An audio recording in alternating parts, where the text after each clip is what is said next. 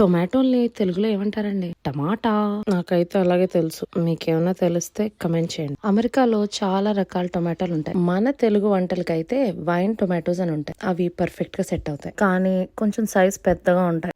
ఎప్పుడైనా కొంచెం కొంచెం కూరలు చేసినప్పుడు టొమాటో రసం పెట్టినప్పుడు అంత పెద్ద టొమాటో కట్ చేస్తే సగం ఫ్రిడ్జ్ లో పెట్టాల్సి వస్తుంది. ఇంకెందుకని చెప్పి అప్పటి నుంచి చిన్న టమాటాలు ఏమైనా వెరైటీవి దొరుకుతుంటే వాటితో ఎక్స్పెరిమెంట్ చేస్తున్నా. సరే ఈసారి టమాటా చట్నీ ట్రై చేద్దామని ఈ బుల్లి టమాటోస్ తో టమాటా చట్నీ చేసాం.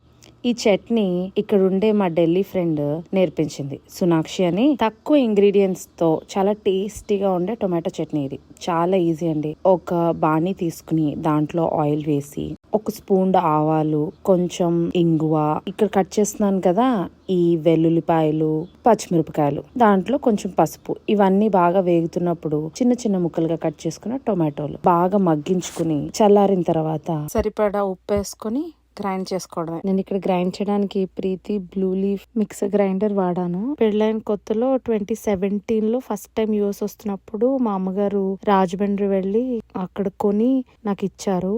నాకు అప్పుడే తెలిసింది ఏంటంటే ఇండియాలో వాడే ఎలక్ట్రానిక్ వస్తువు మనం అమెరికాలో వాడలేము అని చెప్పి. ఇండియా కోసం తయారు చేసిన మెషిన్ ఇండియా కరెంట్ సప్లైకి అనుగుణంగా పనిచేసే మెషిన్ నే తయారు చేస్తారంట. అలాగే ఏ దేశంలో అయినా కూడా వాటికి సప్లై అయ్యే కరెంట్ ఫ్రీక్వెన్సీ బట్టి ఆ పర్టికులర్ మెషిన్ అనేది తయారు చేస్తారంట. మనం యుఎస్ లో కొన్న టీవీలు ఇండియాలో వాడలేము, ఇండియాలో తయారు చేసిన టీవీ యుఎస్ లో వాడలేము. అలాగే ఈ గ్రైండర్ కూడా. సో ఈ గ్రైండర్ కొంటున్నప్పుడు యుఎస్ తీసుకెళ్లాలి అని చెప్పారు.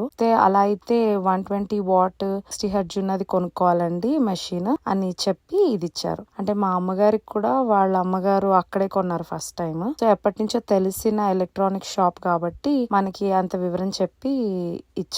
US to India, India to US convertible adapters ఉంటాయి. కానీ లాంగ్ రన్ లో మెషిన్ అయితే పాడైపోతుంది. ఈ గ్రైండర్ యుఎస్ కోసమే తయారు చేసిన మెషిన్ కాబట్టి ఆల్మోస్ట్ 8 years నుంచి చాలా బాగా వర్క్ అవుతుంది. ఆ రోజు నేను పల్లీల చట్నీ కూడా చేశాను. పల్లీల చట్నీకి ఒక బ్యాక్ స్టోరీ ఉంది. ఒక వీకెండ్ మా కేరళ ఫ్రెండ్స్ డిన్నర్ కి వచ్చారు మా ఇంటికి. వాళ్ళకి మన రవ్వ ఇడ్లీలు అంటే చాలా ఇష్టము. సో దాంట్లో మన చట్నీలు కూడా బాగుంటాయి కదా అని చెప్పేసి అది అడిగారు. అడిగితే సరే అని చెప్పి అది చేసాము. అయితే ఈ చట్నీ చాలా బాగుంది, ఏంటి దేంతో చేశారా అని అడిగారు. పల్లీలతో చేశాను. పల్లీలతో చేశారా అని చెప్పి వాళ్ళు షాక్ అయిపోయి ఏంటి మీరు పల్లీలు తింటారా అని అడుగుతూనే ఉన్నారు. ఏంటిది ఎన్నిసార్లు అడుగుతున్నారు? అదేనండి గ్రౌండ్ నట్ చట్నీ అని అన్నా. ఓ ground nut చట్నీయా?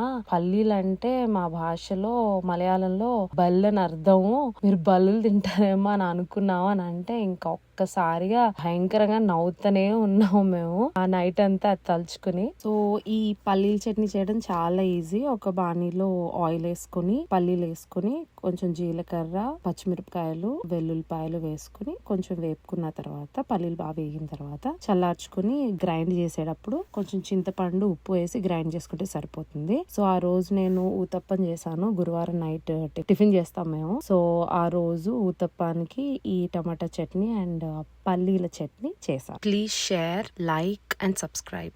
Thank you for watching.